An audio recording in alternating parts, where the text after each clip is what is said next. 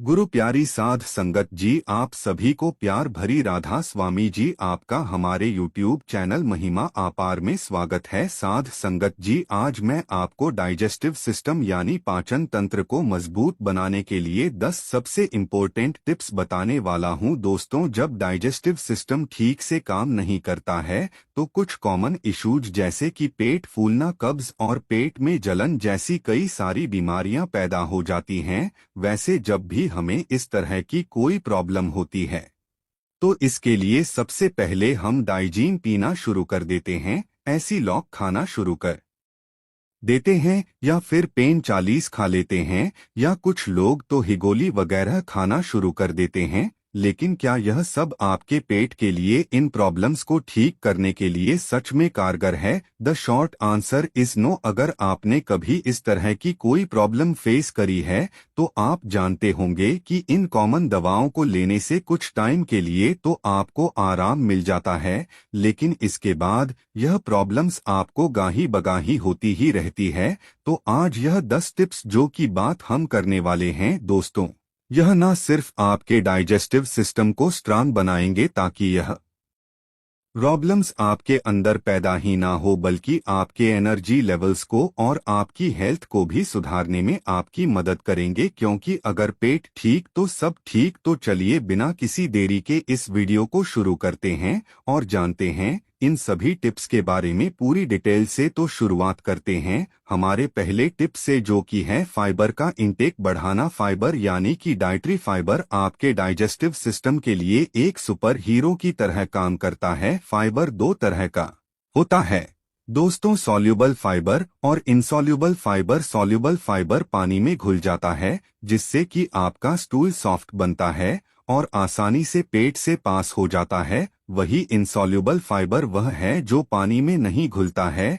यह आपके digestive tract को यानी आंतों को और पेट को खुरचन कर साफ करता है, वहां से गंदगी हटा देता है और आंतों को डिटॉक्स करता है। यही नहीं, फाइबर हमारी आंतों में मौजूद फ्रेंडली बैक्टीरिया की ग्रोथ के लिए भी बहुत जरूरी होता है। इसलिए जब आप फाइबर रिच डाइट लेते हैं तो इससे हमारा पाचन तंत्र मजबूत बनता है और इम्यूनिटी भी बढ़ती है। हाई फाइबर फूड्स में शामिल होते हैं दोस्तों सभी तरह के फ्रूट्स और वेजिटेबल्स और साथ ही साबुत अनाज और दालें। तो इन सभी फाइबर रिच फूड्स को अपनी डाइट में शामिल करना आपके डाइजेस्टिव हेल्थ को सुधारने के लिए सबसे पहला और सबसे बेसिक कदम है जो आपको उठाना ही उठाना है। दूसरा टिप जो कि बहुत ही इंटरेस्टिंग है दोस्तों, वह है च्युइंगम चबाना। अब आप में से बहुत सारे लोग यह सोचेंगे कि बड़ी अजीब सी यह बात बता रहे हैं डॉक्टर साहब के चिंगम छाव छिन चबाने से भला हमारे पेट का क्या ताल है। तो देखिए, ऐसे लोग जिनको सीने में जलन, पेट में जलन और एसिडिटी की शिकायत रहती है, उन्हें च्युइंगम चबाने से काफी ज्यादा फायदा मिल सकता है। लेकिन कैसे, चलिए आइए समझते हैं। तो देखिए, जब आप च्युइंगम को चबाते हैं तो इससे आपका माउथ ज्यादा सलाइवा यानी ज्यादा लार को, ज्यादा थूक को बनाता है। सलाइवा अल्कलाइन होता है यानी कि एसिड को शांत करता है। इसीलिए जब यह आपके पेट के अंदर जाता है तो वहां मौजूद एसिड को न्यूट्रलाइज करने में आपकी हेल्प करता है और खाने की नली को भी एसिड से होने वाले इरिटेशन से बचाता है। इससे क्या होता है कि आपके पेट और सीने की जलन से आपको फौरन आराम मिलता है और एसिडिटी कम होती है। तो जब भी आपको हेवी मील के बाद एसिडिटी या फिर हार्टबर्न न की शिकायत हो तो एक पीएस शुगर फ्री च्युइंगम का आप ट्राई जरूर कीजिए। इससे आपको आई एम श्योर के बहुत ही बढ़िया फायदा मिलेगा। टिप नंबर 2 को फॉलो करने के बाद अब आइए बात करते हैं तीसरे टिप की, जो कि है कम खाना खाना। अब कम खाना खाने से यह मतलब नहीं है कि आपको भूखा रहना है। ऑफ कोर्स भूखा रहना भी आपके डाइजेस्टिव सिस्टम के लिए बुरा है, अच्छा नहीं है। इसलिए हमें क्या करना है, हमें बीच का रास्ता अपनाना है, यानी कि एकदम पेट भर के भी नहीं खाना है और बिल्कुल खाली पेट भी नहीं रहना है। यह टिप स्पेशली उन लोगों के लिए यूजफुल है जो अक्सर ब्लोटिंग या इंडाइजेशन का सामना करते हैं। यूएस टू एस कर खाना नहीं खाते हैं तो आपका डाइजेस्टिव सिस्टम ज्यादा इफेक्टिवली काम कर पाता है। इससे खाना आसानी से डाइजेस्ट होता है और आपको हेवी और ब्लोटेड फील नहीं होता है। एक सिंपल रूल इसके लिए आप दोस्तों हमेशा याद रखिएगा, यह बहुत ही आसान सा है कि आपको अपने पेट की टोटल कैपेसिटी का 1/3 हिस्सा सॉलिड खाने के लिए रखना, यानी कि रोटी सब्जी चावल सलाद। 1/3 हिस्सा आपको लिक्विड के लिए छोड़ना है और 1/3 हिस्सा आपको छोड़ना है हवा के और गैस के लिए। इससे आपको क्या होगा कि कभी भी कोई डाइजेस्टिव प्रॉब्लम नहीं आएगी, खाना हमेशा बढ़िया से हजम होगा। वैसे मॉडर्न साइंस में कहते हैं कि आपको दिन में हर 1-1.5 घंटे के बाद थोड़ा खाना खाते रहना चाहिए, इससे आपको डाइजेशन में सुधार होता है। लेकिन मेरा मानना है कि ऐसा करना हमारे डाइजेशन के लिए अच्छा नहीं होता है, बल्कि बुरा होता है, क्योंकि इस तरह से हमारे डाइजेस्टिव सिस्टम के ऊपर बहुत ही ज्यादा लोड पड़ता है, उसको आराम करने का मौका ही नहीं मिलता है और वह ना तो अपने आप को रिपेयर कर पाता है और ना ही डिटॉक्स कर पाता है। मेरा मानना है कि दिन में आपको 3 टाइम ही खाना खाना चाहिए और भूख से थोड़ा सा कम खाना चाहिए, और अपना दिन का जो आखिरी खाना है वह दिन ढलने से पहले जरूर खत्म कर लेना चाहिए। ऐसा करेंगे तो आप हमेशा फिट और हेल्दी रहेंगे और कोई भी डाइजेस्टिव प्रॉब्लम कभी भी आपको नहीं होगी। टिप नंबर 3 के बाद आते हैं एक और क्रूशल एस्पेक्ट की तरफ, जो कि है हाइड्रेशन, यानी कि पानी पीने की आदत। पानी हमारी ओवरऑल हेल्थ के लिए बहुत ही इम्पॉर्टेंट होता है, लेकिन स्पेसिफिकली जब बात आती है डाइजेस्टिव हेल्थ की तो पानी का रोल और भी ज्यादा इम्पॉर्टेंट हो जाता है दोस्तों, खाने को पचाने के लिए, और इसमें मौजूद सॉल्युबल फाइबर को बहुत जरूरी है। जो लोग पानी कम पीते हैं उन्हें अक्सर कब्ज की और एसिडिटी की शिकायत रहती है, और ऐसे लोगों का हजमा भी ठीक से नहीं हो पाता है। दिन भर में 8 से 10 गिलास पानी पीना एक बहुत ही अच्छी आदत है जो आपको जरूर अपनानी चाहिए। ऐसा करेंगे तो आपका डाइजेशन सही ढंग से काम करता रहेगा, जो कि आपके लिए बहुत ही जरूरी है। लेकिन हाँ, एक बात का ध्यान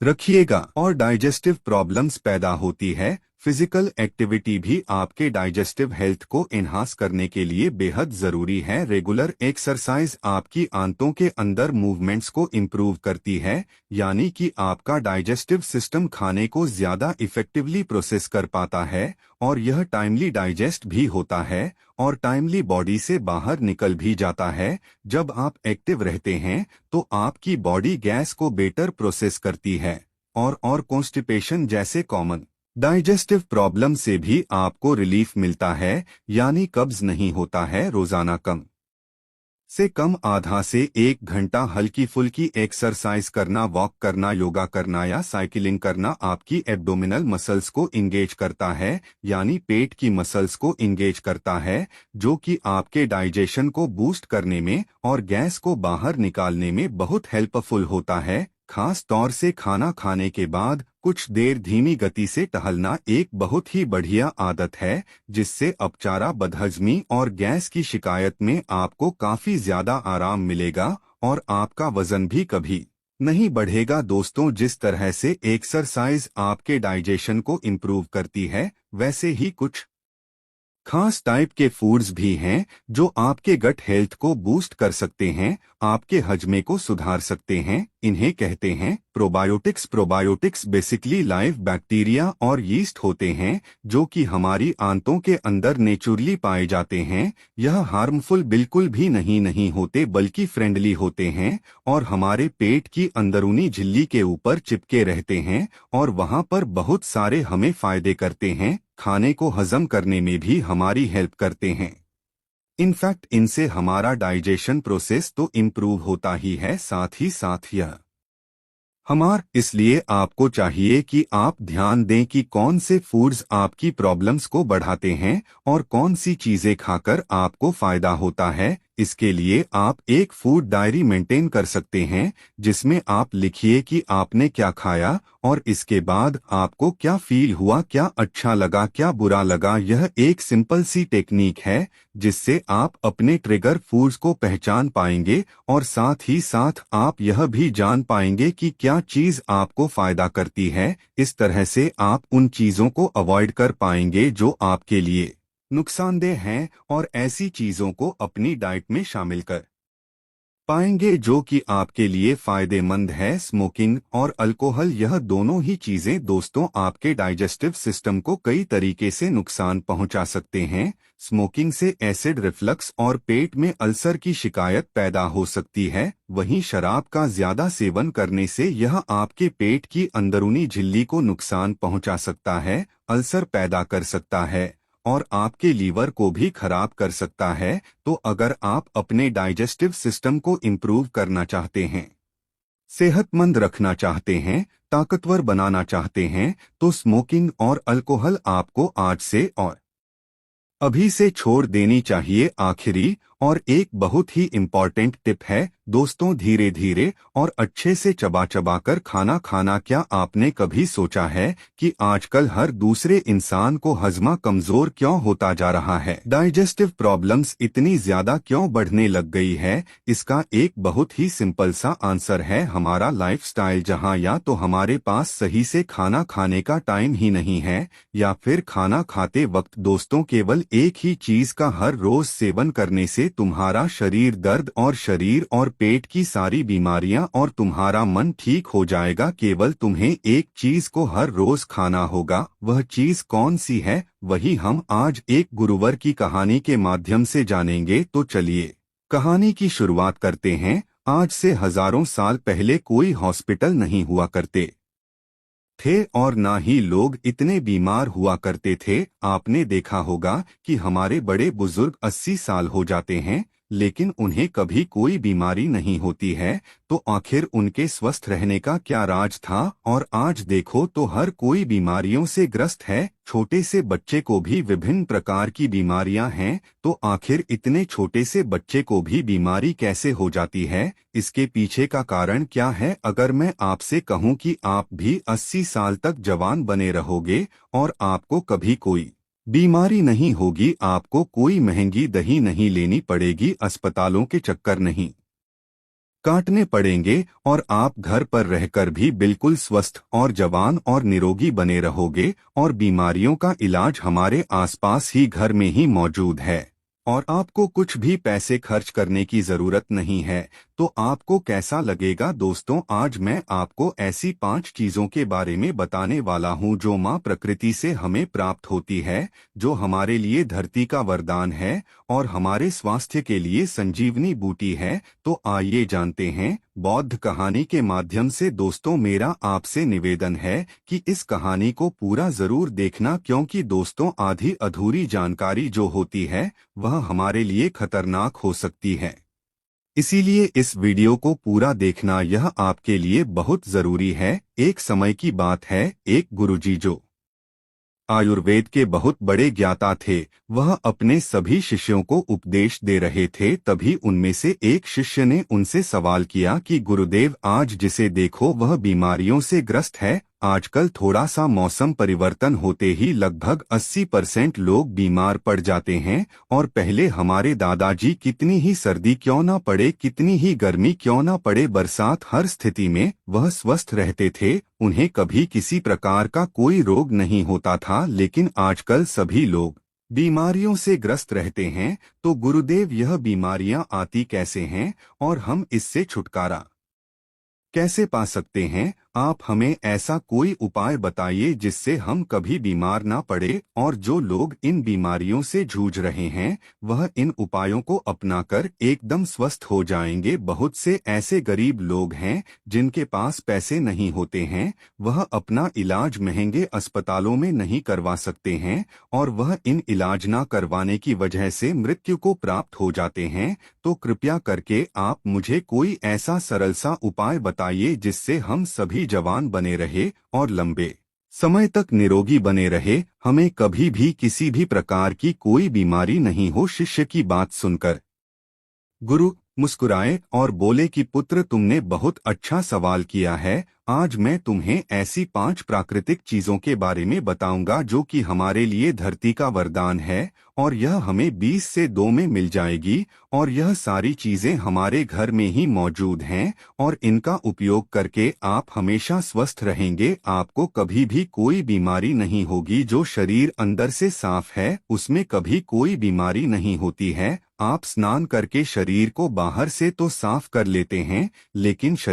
सर के अंदर जमी गंदगी को साफ नहीं करते हैं और वही गंदगी बीमारियों को उत्पन्न करती है। अगर हम शरीर में जमी गंदगी को साफ कर लेंगे तो कभी कोई रोग नहीं होगा और आप हमेशा जवान और ऊर्जावान बने रहेंगे। शरीर में जमी गंदगी को बाहर निकालने से पहले हमें यह समझना होगा कि यह गंदगी जो है वह शरीर में जमा कैसे होती है। जब हम खाना खाता है तो भोजन हमारे मुंह से होते हुए हमारे पेट में चला जाता है। पेट में पचने के बाद वह छोटी आंत में जाता है और फिर छोटी आंत के बाद वह बड़ी आंत में जाता है और शरीर से बाहर निकल जाता है। लेकिन हमारे पेट में पहुंचने वाला भोजन जो है वह अलग अलग समय के अवधि में पचता है। जैसे अनाज को पचाने में 18 से 20 घंटे लगते हैं, सब्जियां को पचाने में 6 से 6 घंटे का समय लगता है और फलों को पचाने में लगभग 3 घंटे का समय लगता है। तो ऐसे में फल और सब्जियां जो हैं वह एक दिन में ही पच जाती है, लेकिन अनाज को पचाने में समय अधिक लगता है और हम 2-3 बार अनाज खा लेते हैं। तो इससे पहले वाला अनाज तो हमारा पचता ही नहीं, उससे पहले हम दूसरा अनाज अपने शरीर में प्रवेश कर लेते हैं।